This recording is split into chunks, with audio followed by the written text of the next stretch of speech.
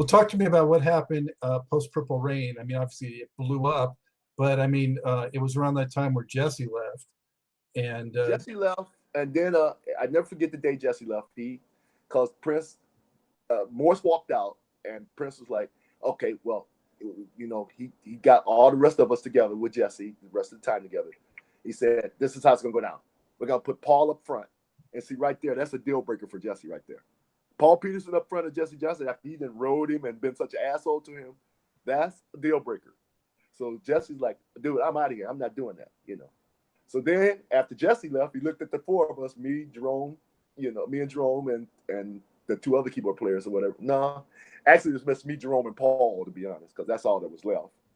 And he said, that's okay then. We're gonna do family. We're gonna put you up front.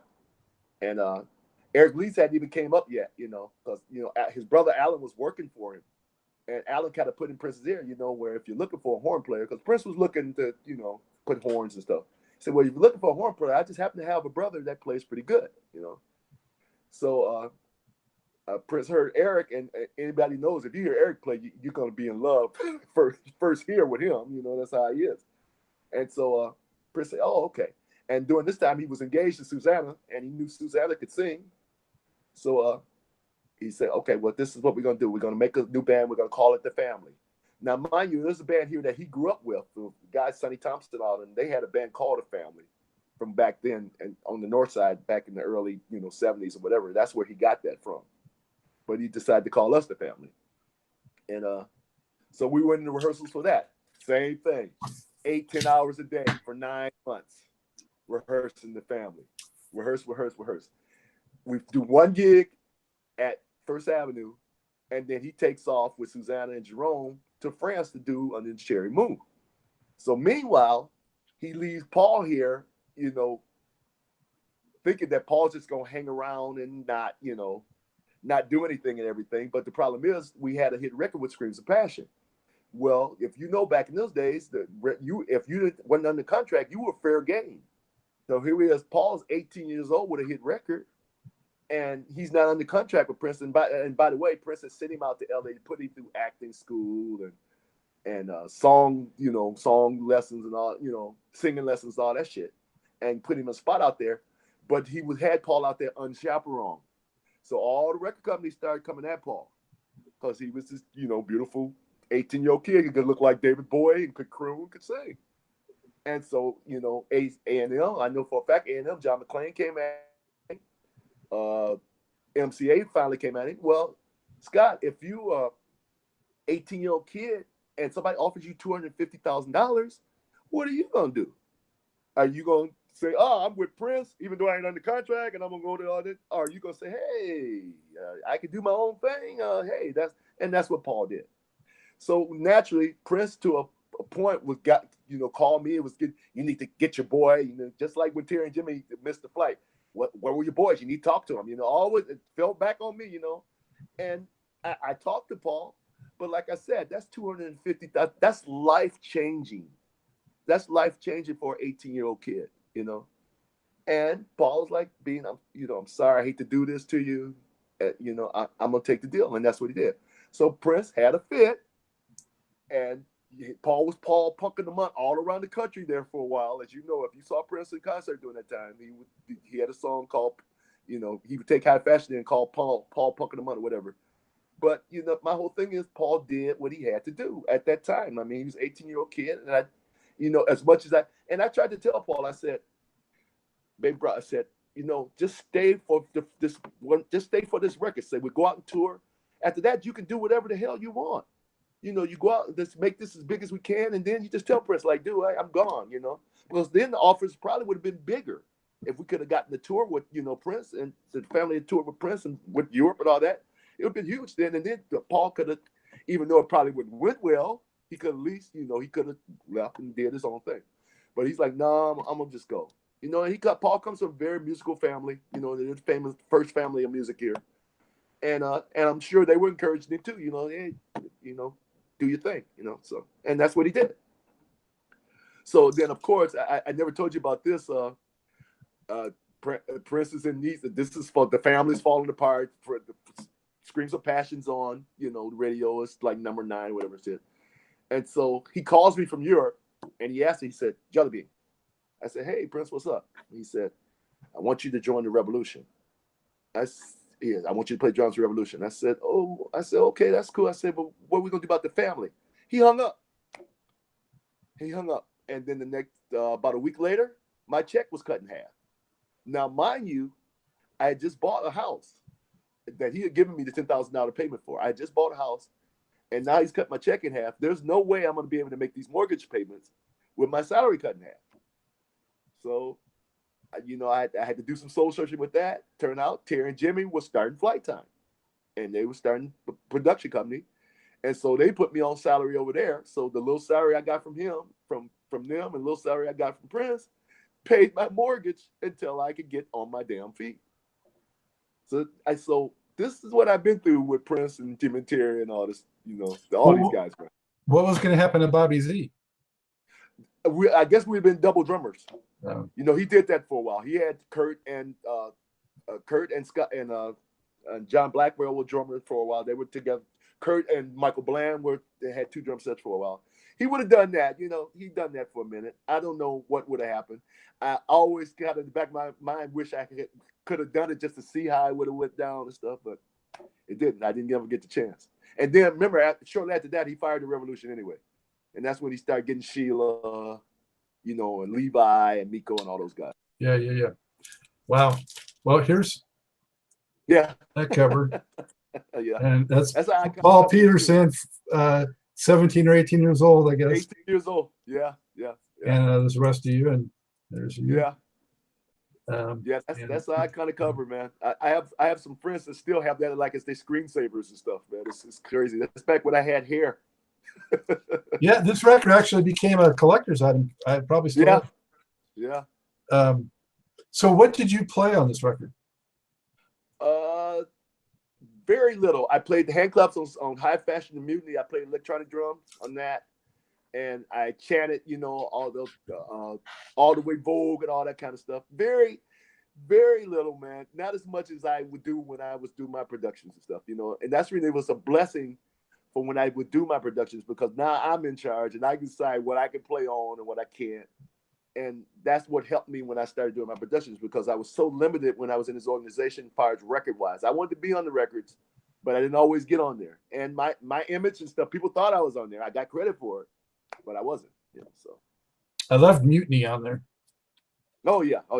That's a jam. And then there was electronics on that. Huh? This one during the Purple Rain. Just stepping back for a minute. Did you have anything to do with this one? No, okay. I didn't. No, he did that after Vanity left. Vanity wanted more money, so he had to create another group on the fly. He did a lot of that stuff on the fly, Scott, because Vanity quit because he wanted to pay her peanuts for the movie, like he paid all the rest peanuts, and so she wasn't having it. And he paid Morris a little bit and stuff, but Morris did his solo thing too and got a bunch of money. So that's the thing. I think I was the only one that didn't leave and did get a bunch of money when I left. I was the only one. So when you did leave though and went with Jimmy and Terry, was that also while Prince was still like over in Europe doing that stuff, or was he back? Yeah, he was still over there. And then he came back, and then he fired me all the way after a while. He got the phone call. Hey, Jeffy, I can't afford you no more. Had his Fred Moultrie was the accountant then. Hey, Prince said he can't afford you no more. And I said, oh, okay, whatever. And I just hung up the phone. By that point, because he had been calling me, his bodyguard, Gilbert, who's Sheila's manager. He would call me and be like, Bean, I'm so sorry, man. He's tripping and everything. And I said, we'll let him trip. There's nothing I can do about it.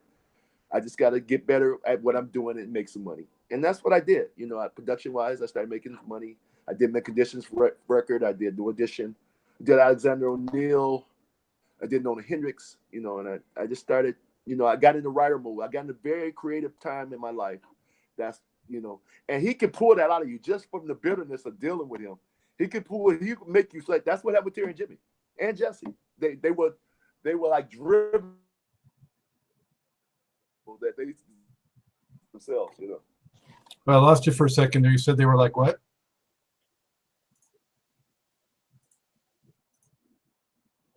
Hold on, Jellybean. Lost you for a second. Your picture's frozen. again. There. No, there again. I came back. Oh, no, it keeps going out. Why does it keep doing that? It keeps going in and out. Oh, now your picture's off. Okay, is it there? You see me? No, I just hear you right now.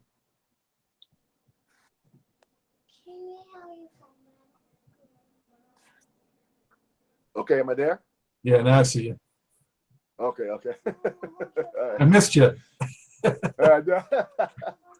Wow. Okay. All right. So let's talk about, after you left the Prince camp, so flight time and productions. I don't know if people really realize the full magnitude of what you did over there, with all the production work and all of the playing you did on those records. So why don't you summarize that for everybody?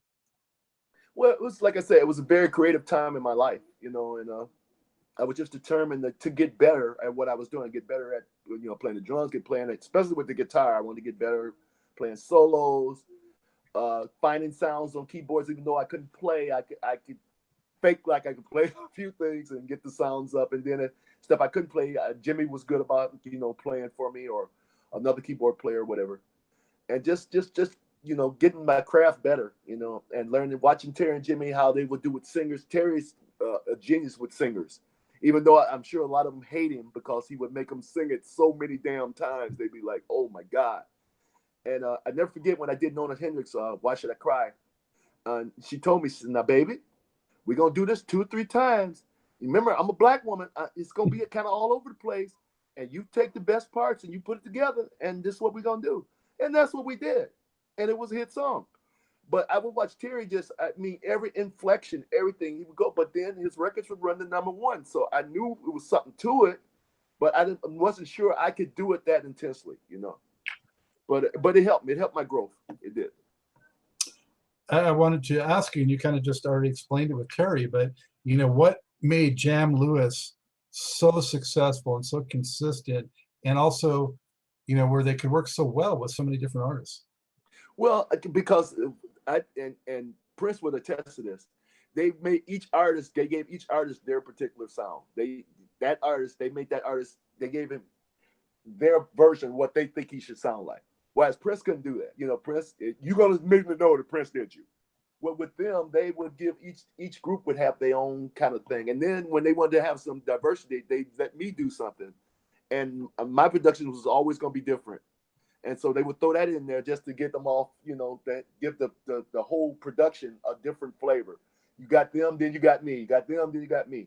Like in Any Heartbreak, I did like 4 or 5 of those songs in there. And you could tell the difference between the songs I did versus the songs they did. But it was a platinum album, and that people bought into it, And that was the thing about it. And each one has his own skill set. Jimmy is the melody and keyboard genius. Sonically, he's a genius. Drum machine, he's a genius. Terry is vocal master. That's his bigger thing. He plays the bass. He's a great bass player, but he's vocal. He can get the best vocal performances. Even productions that they didn't have that much, like Usher. He did some of the most bigger Usher songs, and they didn't do all of Usher. They just did some of it, But he got some of the best performances out of Usher because he demands it. He rides you. I think he learned that from Prince too. Just that work ethic, just relentless on you until you get it right. So, Alexander O'Neal, another one. And I love what Alex. Alex is a great singer anyway. So, I would just bribe him into what I wanted. I just bribe him like, Alex. We're gonna do this. We're gonna do that. And we ain't gonna take that because I know he want to get out there and do his thing and smoke some dope or whatever. So, I would treat him like I would do like a Nona Hendrix every day. I'd get 2 or 3 or 4 performances. And then I would sit there through the night and take wherever lines I like, I'd line them up and put them together. And then I'd have this immaculate lead vocal. And then I'd put my guitars and all that shit around him, like Criticize, stuff like that, Use, that kind of stuff. Yeah. He was great. Well, when they got back with Alexander O'Neal, it was like half of the flight time. Or for those of us who wondered what the time might have sounded like if Morris had not become lead singer, I think Fake maybe is about as close as Fake, Innocent, all that. Alex has a book out and he says that. He said he said it was his way of getting back at Prince. After he left, he said half of the time came back and did his record. And he said like Edison's the bastard child to get it up. And if you listen to it, it is, so So yeah, absolutely. So all during this time, mid to late 90s, you're doing this, you're a success with that. Yeah. All during that time, though, the time is continuing to sort of hold its status, and people are wanting to see the time reunite and see him again. They're not going away. I mean, if anything, the legend has kind of grown. Yeah. Because of the original work, and then also all the stuff you guys did after that. Yeah. So you got back together in '90, coincided with Graffiti Bridge, Prince's movie, and did the Pandemonium album. So what can you tell us about how that came together and that experience, Jellybean? Well, it should have been a more enjoyable.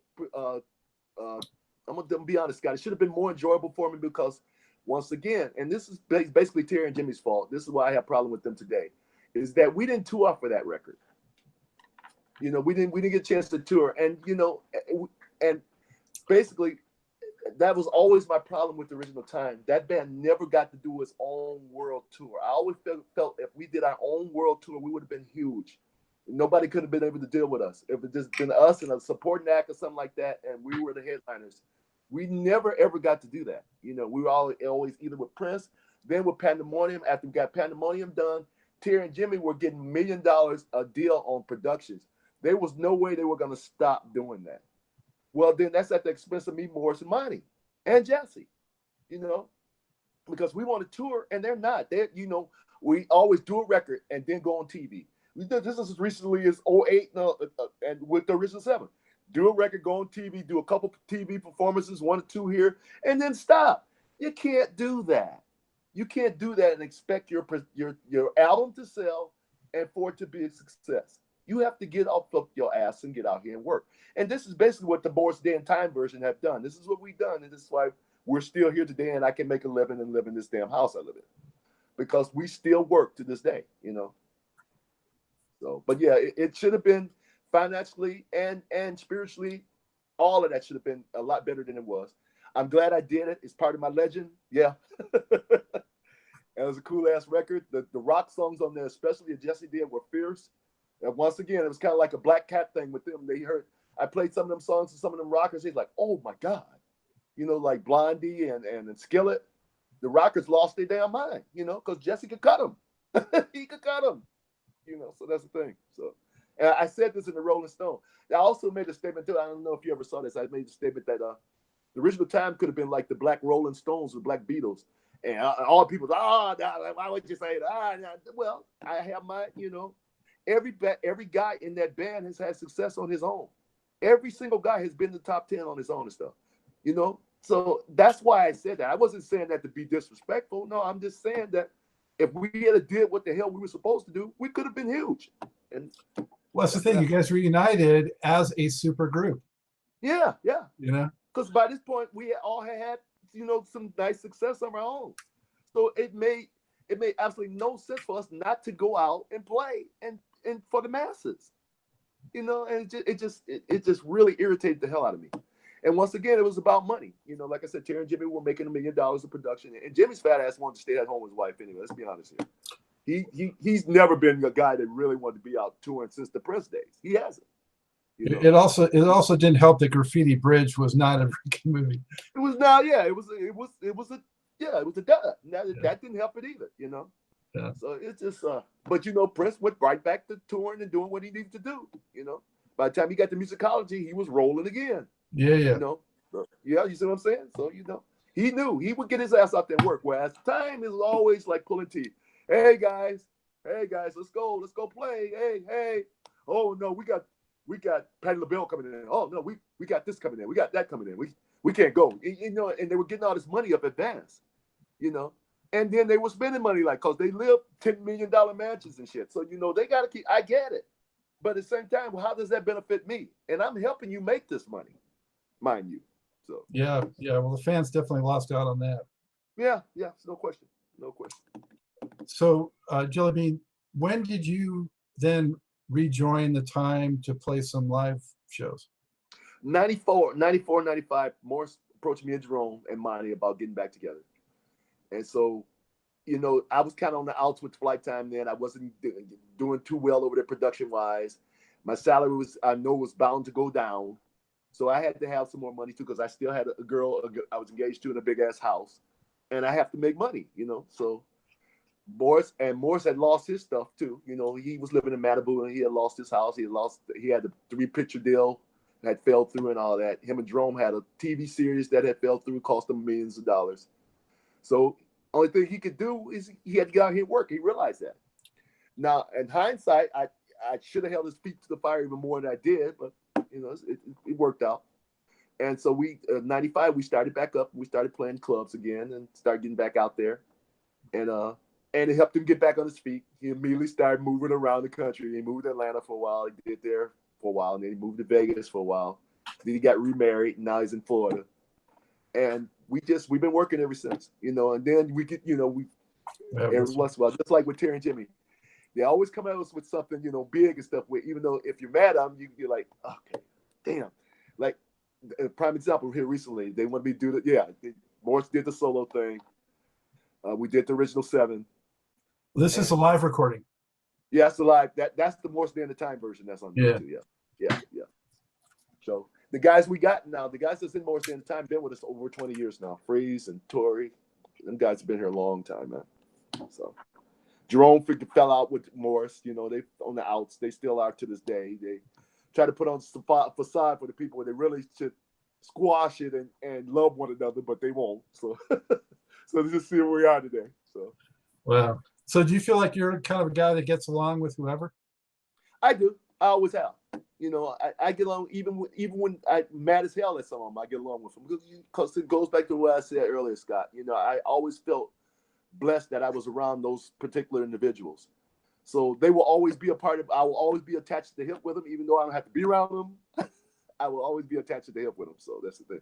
That's the thing with me and Morris. We laugh all the time. We say we go back 40 years. So even when he do stuff that makes me mad, I got to get over it, because we're men. Life is short, you have to get over it and move on and make this money and move on to the next step, because this music game is a lot tougher than it used to be out here now. You could be yesterday's news real fast out here. Yeah. Well, 2 significant things happened for Jellybean in 2011, though. And I'll say this was a reuniting again, although not able to use the Time name. Yeah. Probably another little. Thank you, Prince. Yeah. But you know what? Scott, I really like this record. It's a great record, Scott. But I'm gonna go back to that. But I'm gonna say another thing. You gotta realize with me, Prince did that to 2 bands I was in. Think about that. 2 bands, The Time and The Family. He did that to both of them, and didn't bat an eye. There's that one. Yeah. Didn't bat an eye. 2 iconic bands, I might add. And he just nope, you can't. I'll sue you. Really, Prince, really about a name, dude, that we helped make you a bunch of money. You're going to sue us about that? So, he always said he was those bands. I'm The Time. I'm The Family. But now in hindsight, I know what's came out now and the stuff I know, I won't get into it on here. I know why that happened. So it's cool. Yeah.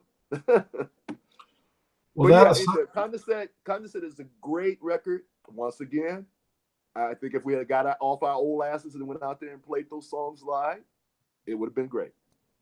Instead, we only played one, Trending. We only played one. We on all the TV shows and played Trending. If we got our ass out there and played, there's some great songs on there. We got out there and played them. I think the album did a lot better. But once again. This record was way better than I ever expected it would be. Yeah. There's nothing really more you could Scott, want out of a Time record. And mind you, Scott, we begged Prince to give us some songs for it. He wouldn't have no parts to deal with it. He just, no, I'm not doing, no, you guys can't use a name and I'm not giving you any songs. And it was like, why? Why are you doing this? Why are you acting like this? But that's what he did. So, and I mean, that kind of said, that's all. If you listen to all our personalities on there, all of what we stand for, all of the musical shit, all the badass guitar playing, the drumming, all that shit is on there. That's who we are, production wise, that's who we are. Every individual in there is, contributed. So, and it covers all the styles too. I mean, yeah. Yeah. Cadillac's And nice little group. they even blasted us. You know, we even put some young people shit on there. They blasted us about that. So you know, you can't win, Scott. You can't win. But on some level, this has to be vindication because Prince has no involvement and it kicks ass. Yeah. You know. Yeah. You know what? I think he made a few comments about it. I can't remember what they were about. I don't know if he ever liked it. I don't even know if he ever really listened. And I don't really care. You know, that's the thing. Like I said, it was tragic that it wasn't named the Time Condensate instead of Original 7, but it was what it is, you know. That's the same thing with Paul. We're at dinner. I'll tell you a quick story about After Lux. We're at dinner. We're going to call. It's Prince. He's pissed. He don't want us to use the family, all that, you know, and Paul's trying to play, you know, devil's advocate and trying to be nice. Like, you know, man, all we want is a few songs. He said, well, you know, you guys can't use a name.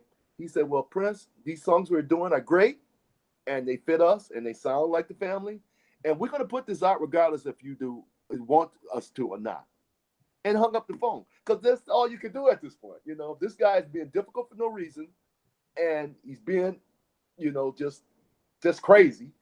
And, you know, at the same time, we're just trying to make a living and play with each other. That's all we're just trying to do. And so that's what we did. Put out After Lux, went to Europe, played. That's a badass band. You know, that's a whole total different side of me when I play with them. And that's how we go. Yeah. I'm wondering on this record, do you think there was still something personal? Was he holding a grudge still against maybe Paul because of what had happened? Absolutely, Scott. Absolutely. And Susanna, too. Both of them. Mm-hmm. And they both had conversations with him. And they both had horrible conversations with him. Mm-hmm. You know, and he was not being rational. He was not rational about it. You know, and I know that his fans base is not going, they ain't going to believe this, but he wasn't. I'm just being honest with how he acted, you know, and he did not have to. Because at the end of the day, we all loved him. He knew this. We've told him that personally. I told him, man, I love you. I love you. You made me famous. I'm indebted to you for that. But at the same time, you got to show me some respect too, Prince. I'm not going to let you run over me. I'm just not. You know, and that goes back to, like, I would say things like in the Washington Post, they had a thing, and he was mad about, you know, and Jellybean's talking shit again. You're damn right. And if you got a problem, come see me. Come see me. We'll talk about it, you know. So he would get you there. He would. He and I think he liked doing it. So whatever. God bless him. Yeah. Well, tell me, Jellybean, how did you guys decide finally after all that time that you were going to really do it? I had to give Paul and Eric credit, and Susanna, because, you know, I had my own problems during this time. And Paul approached me about it. He's like, you know, and he approached Jerome, and Jerome, being Jerome, like, no, I don't want to have no part. He's acting like Prince. I don't want to have nothing to do with it. You know, no reason. Mind you, he didn't have to do shit. He's not a musician. All he had to do is be on the cover and shut up. That's all he had to do. He couldn't do that. It just tried to act like Prince. You know, that's bullshit. You know, So Paul reached out and to the four of us, and we said, okay, we're going to do something. So Paul had a studio at his house at this point. So we just started cutting songs. We just started cutting different things on there. The first song they played for me was Lover, and I was hooked. After the first song, I heard him and Susanna's voice. I was like, that's the family. And it was. It's the family. I remember Susanna was crying and shit. I'm like, that's us. That's who we are. And Prince ain't have shit to do with it. Think about that, you know? So, hey. No, I mean, that's the great thing about it is, I mean, it really showcases the talent that you guys had. That we had. Yeah, exactly. Yeah. You know, and it's just, oh, man. Yeah, it's what it could have been, Scott. You know, I go through that all the time, what it could have been. But we're making the best of it now. You know, both bands are, you know, working. We both do shit together. You know, me and Paul are going to be lifetime friends. I just play one of the baddest bands I've ever played in my life. You know, I've been in some bad bands. I just played one of the baddest Prince tribute bands in my life with Australia with Paul. It was absolutely phenomenal. It really was. The amount of talent in that band was staggering. It really was. And we played the Opera House 2 nights, and then we played Melbourne. It was cool. So they talk about us doing that again or whatever. But, you know, After Lux, I'm sure After Lux will do something. Paul and Eric have their own band. I have a single coming out called Put Some Jelly on It. And that's coming out in the coming weeks and stuff. It's going to be, I'm going for new territory, Scott. Jellybean as a solo artist. Watch out, people. It only took a few years. It only took took a few years. People used to ask me all the time. Terry Lewis would say, "Princess," I said, you being, and my whole thing is I couldn't sing, but I wasn't thinking like a Quincy Jones thing, where you get people to sing for you.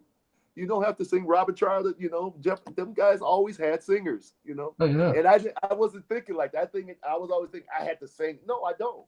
There's plenty of people out there can sing, and as long as I put the right music on them, it's gonna be all right. So I gotta show you this too, Jellybean. This one. oh yeah, that's a It's cool got- ass. I did the crowdfunding thing. Okay, yeah. So I got another signature of yours. That's a cool covers record, man. Those songs on there, we put our own spin on them, man. But they are smoking, man. They really They are. Yeah, I mean, you guys did not just go through the motions. I mean, you did them right. Yeah. We put our own spin, but that's how we live, though, Scott. We're here in Minnesota. I tell people this all the time. Nobody has a music scene like that. We have extraordinarily talented people walking these streets. And I can say that because I play with a lot of them, every night, just sitting in or just being around them. And you can't help but be inspired, by some of the musicianship that we have going on in the city, So that's how that is. You had one of my favorite guitar players on that, Eric Gales. Yeah. Oh, yeah. Eric is a good friend of mine. And, man, I'm telling you, I've been in so many guitar wars with him, man. It is frightening. It is absolutely frightening. And he will bring you to tears, the stuff that he plays on the guitar. I'm always, every other day, he posts something of him doing a clinic or something. And you hear him play things that you think are not humanly possible for a guitar player. And there's a ton of badass guitar players walking this earth. And he just pissing all over them. He can just run rock shot of the rockers know this. They heard and knew it, So that's just unbelievable. Well, he's almost my neighbor in North Carolina now, so I get to see him play a lot more. Oh, okay, yeah. And then the other thing, he's clean now. He's sober now. So he's even more frightening now. He don't have that demon from before. He is sober and playing his ass off. Yeah. So the Jellybean experience, is that what you're calling? The Jellybean Johnson experience. I have a GoFundMe page on my Jellybean page and stuff, and we're trying to get up funds to do the rest of the record. We're about 4 or 5 songs in. We're gonna put the single out and try to generate some funds from that and let people hear this is what the record's gonna sound like. This is what I'm trying to go for. This is the sound I want. And we're gonna see what happens, Scott. I don't know. Like I said, solo shit is. I've always been a team player. Now we're gonna see what happened when when I'm actually the boss. I always didn't want to be the boss. I always fought against it. I always wanted somebody to tell me what to do. But now, when you have your own stuff, you're the boss. You're in charge. And you can dictate how you sound and what you sound like and how you look. Because look is a good thing, a big part of it too. You gotta look right too. You gotta look like. You got to fool the people, at least think you know what the hell you're doing, So is it this time? We'll see. Is it going to be mostly rock or funk or what's the style? It's gonna be me in the middle of all the things I've stood for, and so there'll be rock, there'll be a lot of funk, there'll be the blues, because I have anybody that knows me know I love the blues. There'll be some jazzy things from probably from the F Deluxe, because F Deluxe. With Eric, you can go there with him, and just a bunch of horns. I grew up with horns, but this first single has horns on it. Tom Washington, from Earth, Wind and Fire and all that fame and all that stuff. He's based out of Chicago. He put a great horn arrangement on this particular song, and so you got the Minneapolis funk with this Chicago horns, and I think people are gonna like it. I really do. It's gonna be kind of different. Yeah. You mentioned the drummer from Tower of Power as being a big influence. Are there any other drummers that you really look up to that are a big influence on you? And how would you describe your own style? My own style, Scott. I'm like a power funk rock drummer because I grew up on the rockers. I grew up listening to like Tommy Aldridge and Don Brewer from Grand Funk, Cozy Powell. A lot of the badass white rock drummers I liked. And then I was a student of the funkers, like Garibaldi. I like the fusion drummers like Lenny White, Billy Cobham. I know I'm leaving a few guys out. Clyde Stubblefield from James Brown. Just a bunch of guys that influenced me. Greg Orecker from Sly, and just people like Jerome Braley, Larry Blackman. other funk drummers. You know, I just stole a little bit from everybody's style, but in concert with the time, I try to push us a lot of open hat rock stuff, you know, and then we get back to the more complex stuff like 7/7 stuff like that. But I'm a little bit of everything. I'm kind of like a chameleon. That's even with the guitar, you know. I love the blues. I love a lot of heavy metal stuff, and you know, Hendrix is my all-time favorite guitar player. But then I like the jazzers. You know, I like guys like George Benson that can play it. Even though I can't play that stuff really good, I like that stuff. You know, so that's what the Jellybean Johnson experience is going to be about. I'm going to put myself in the middle of these different music situations and see how they come out. Yeah, well, for those who haven't looked, I mean, go on YouTube, look at the clips because they're phenomenal. Yeah. Also don't want to let you go without just mentioning, you know, Prince passed a couple years ago. Given the history that had transpired, how did it hit you at the time, and how have you reconciled it? Well, I've reconciled with it in like a year or so, because behind the scenes, I found out just how many demons was on him, and I didn't know it. You know, it was bad. You know, and I had no idea at the time. I probably would have understood better if I had known at the time what he was going through and how much pain he was in. I probably would have accepted more. I just thought he was just being an irrational human being. As far as that fateful day that happened, it was one of the worst days of my life. I will never forget it, because the first call I got was saying it was somebody had died at Paisley, but it wasn't him. And then after about an hour, I started flooding in and all that, and it was just heartbreaking. It was just heartbreaking because I hadn't really reconciled with him. You know, I didn't really get a chance to really reconcile with. I mean, me personally, I'll take that back. We played Paisley that January. And the people that were there said, you know, and this was during the time when me and Morris was doing the switch, and you know, I would go out front and play the drums, I played the guitar, and play Black Cat or something like that. So we did that at Paisley. We were doing that. We did that for about a 4-month stretch for Morris. Chicken out and wanted to stay up front all the time, and so I couldn't go back out front anymore. But anyway, so we played Paisley, and I knew he had been acting irrational. So I remember a couple of nights before, I said, Morris, I said, "You got my back, right?" I said, because you know, if Morris, I said, Prince destroys one of my guitars, you know, I'm gonna knock him out. You know that, right? He said, "Bean, no, it's not gonna happen. That Bean, I got you. It's not gonna happen." So anyway, so we played, and it was phenomenal and everything. So anyway, we're sitting there afterwards, and he calls Morris back to his room and keeps him back there 2 hours. We're sitting there, where the hell is we want to leave and go back to the hotel? But anyway, and Morris said, you know, he was back there. He said he was jovial. He loved us. He's talking about how much he loved. He said he wanted to be my manager. He wanted to manage the time again. He wanted to take us to New York. And so I think that was his way of reconciling with us. And then Morris said when he hugged him, he felt like he was saying goodbye. That's how, you know, he felt, you know, Prince hugged. And you could tell he was not well, man. He was down to 112 pounds. He didn't look kind of scary to me for the last few times I saw him on TV. Remember when he destroyed the dudes in the Roots guitar? You remember that? Did you see that one? Yeah. He looked like something was wrong with him then for him to do that in the first place. I mean, I didn't put that past him, but he did not look well. He just didn't. And it turned out he wasn't. So it was just bad. You know, I went through my times privately crying and all that stuff. But after a while, you have to come to grips. It is what it is. And I moved on, and you know, I know he's in a better place now, and I'm just trying to be a better person while I'm down here on Earth my damn self. That's what's going on with me. So yeah. What do you think is the most significant quality or attribute that you learned from your exposure and time with Prince? Just to believe in myself. You know, when you do a part, play it like you own it, and especially if you're recording it, and be confident about your skills and your thing, and just do your thing. That's the one thing I learned about him. I mean, I've sat next to this guy and just watch him play parts, and I know they're going to tape, and he's not even worried. You know, even if he makes a mistake, you wouldn't know it because it's so, the part is so badass. You were like, hey, and he's like, oh, I kind of messed that up, you know. And sometimes he would go back and redo it. Sometimes he wouldn't.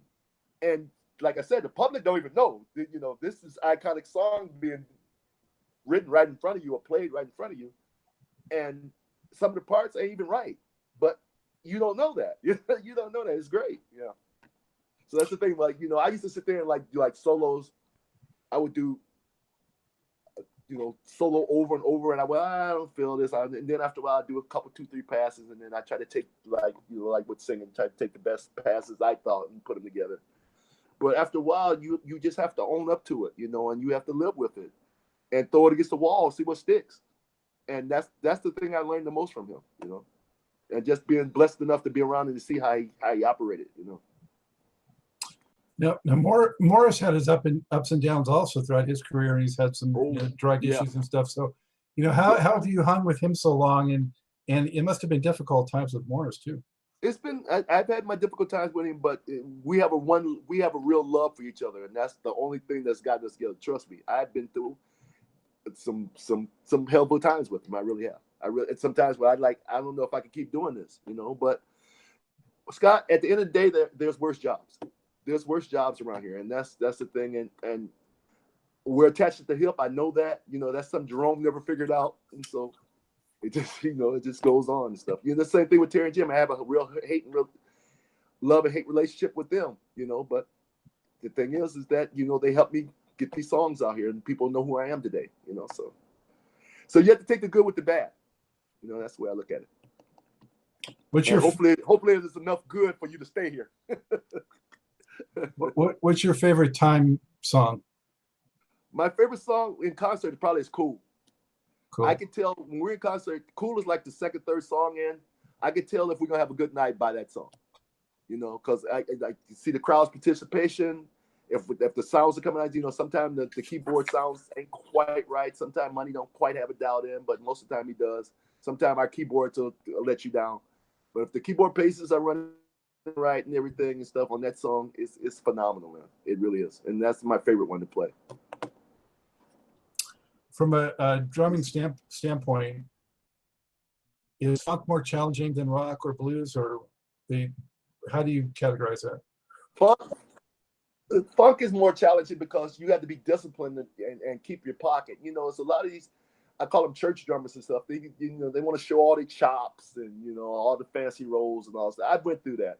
And that Prince is another one that broke me out of that too. You know, it's 2 and 4. 2 and 4. That's, you want asses wiggling. You don't got time. The people out there in the audience don't care how good your chops are. Oh, that's nice. He put down the drums real fast.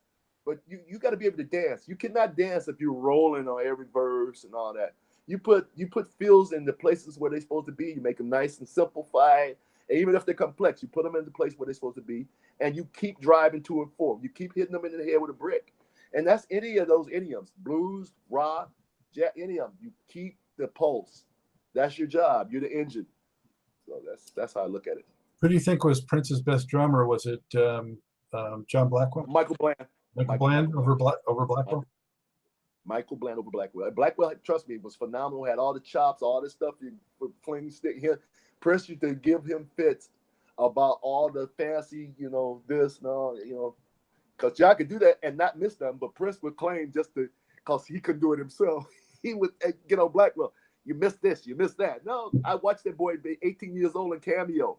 He was phenomenal, and he could still do all that stick twirl and shit and still not miss a beat. So that's the thing. But Michael Bland he's the thing of what I'm talking about. He's powerful. He has chops up the butt, but he's gonna keep that pulse, and that's what you want. And that's what Prince loved about him. That's why he's on most Prince recordings. If Prince is not playing himself, it's usually Michael Bland. Yeah. Well, I love when they did that trio thing. They never released it, but yeah, it's just Bland and Sonny. I got on Prince about that too. I'm like, dude, how could you not? And Sonny and Bland were heartbroken about that too, because once again they could have toured as that trio and made a whole bunch of money and really cleaned up, you know, because they were phenomenal. They sounded great, you know, but he didn't want to do it. He did that to a bunch of projects, man. That people never got to see. He always teased them. Like he teaches you see that trio, you be like, damn, that'd be great to see that for about an hour. Nope. He let you go on YouTube and watch them for a little bit, and then that's it. So, you think there's any audio or video of Jellybean in the vault? Yeah, I'm sure there is. Oh yeah. It's stuff. He got stuff on all of us. There's no question. Yeah. Yeah, it's in his estate right now. I guarantee you.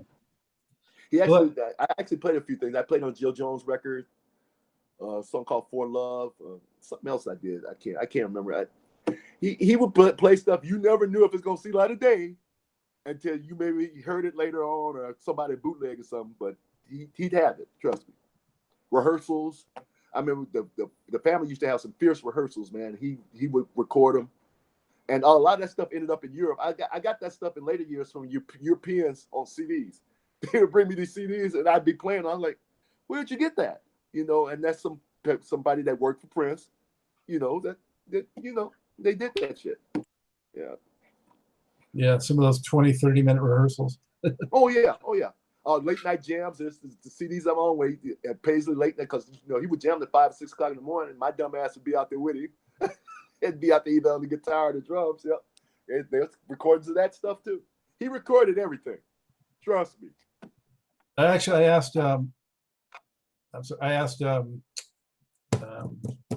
Morris Hayes? Dr. Fink, Matt, yeah. asked Matt about being on call. You know, Oh yeah. Did you ever get called in late night and have to kind of jump? For me, no. I usually was there late night. That's the thing, man.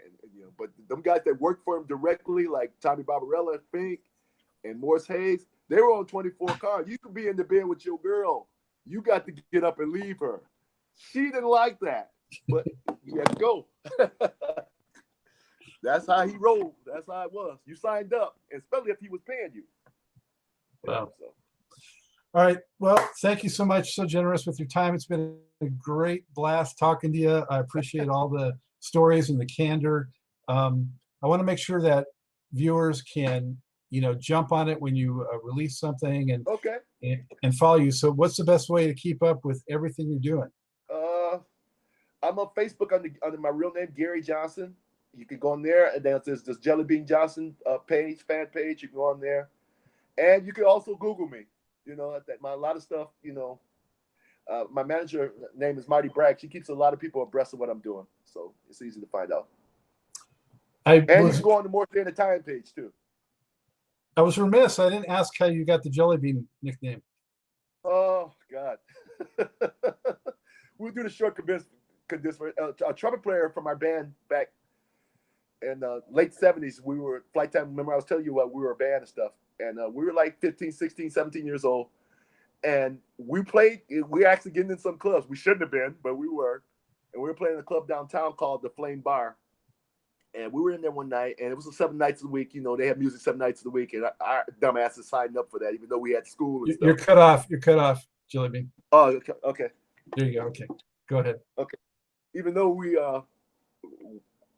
had school and stuff, we still would be there playing at night. So anyway, we were in there with this particular Tuesday night. And we sounded bad and everything. So we come off the stage, the trumpet player said, "Damn, man, we just don't have it tonight." He said, "We sound like a bunch of jelly beans." He said, "That's it, Jellybean Johnson." So anyway, he comes back the next day with a T-shirt and it has a vulture on it and it says Jellybean.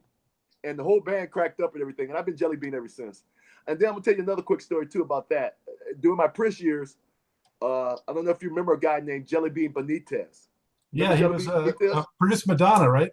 Madonna. He was with Madonna. That was his claim to fame, is that he was with Madonna at this point. Anywai, he called PRN Productions and asked Prince if I could change my name.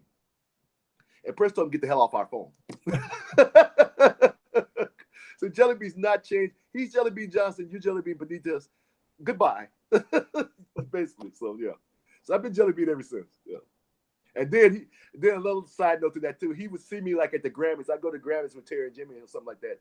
He'd be there. He'd run up. "Oh, man, I'm so sorry about the thing with Prince, man. I never really needed you to change your name. I just thought it would be a conflict." And I was like, "Okay, dude, whatever."